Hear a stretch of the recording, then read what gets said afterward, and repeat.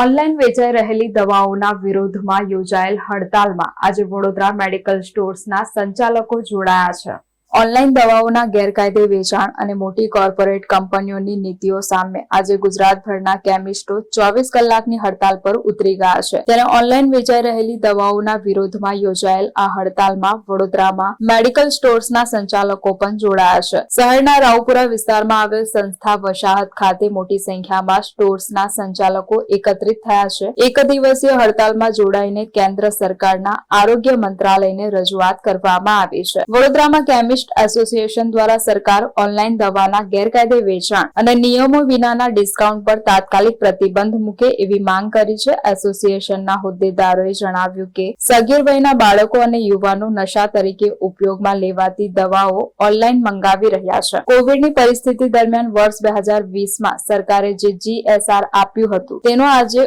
દુરુપયોગ થઈ રહ્યો છે. નાર્કોટિક્સ દવાઓનો જથ્થો મેડિકલ સ્ટોર્સમાં આવ્યા બાદ સપ્લાયના પ્રોસેસ પછી કરવામાં આવે છે. તે દવાઓનું વેચાણ જે ઓનલાઈન AI જનરેટ ડોક્ટરના પ્રિસ્ક્રિપ્શન વગર હવે ઈ-ફાર્મસી દ્વારા સરળતાથી મળી જાય છે. આ બાબતનો વિરોધ કરવામાં આવ્યો છે. આજે ઓલ ઇન્ડિયા જે ઓર્ગેનાઇઝેશન છે મેડિસિન્સ માટે જે કેમિસ્ટ એન્ડ ડ્રગિસ્ટ એસોસિએશન છે એને આજનું બંધ આપેલું છે. એક દિવસનું આ બંધની મુખ્યત્વે માંગણી છે કે ઓનલાઈન વ્યવસાય તાત્કાલિક ધોરણે બંધ થાય, મોટા ડિસ્કાઉન્ટ આપી અને જે નાના વેપારીને ખતમ કરવાનો તત્વો છે એ તાત્કાલિક ધોરણે બંધ થાય અને આનાથી વેપારી અને કસ્ટમર અને પેશન્ટ વચ્ચે જે અસમંજસ ઉભો થયો છે એને બંધ કરવાનો પ્રયત્ન થવો જોઈએ અને ડુપ્લિકેટ મેડિસિન્સનો સ્ટોર જે રીતે વધી રહ્યો છે એને બંધ કરવો જોઈએ. અમારી મુખ્યત્વે 3 માંગણી છે જે દેશના દરેક નાગરિક અને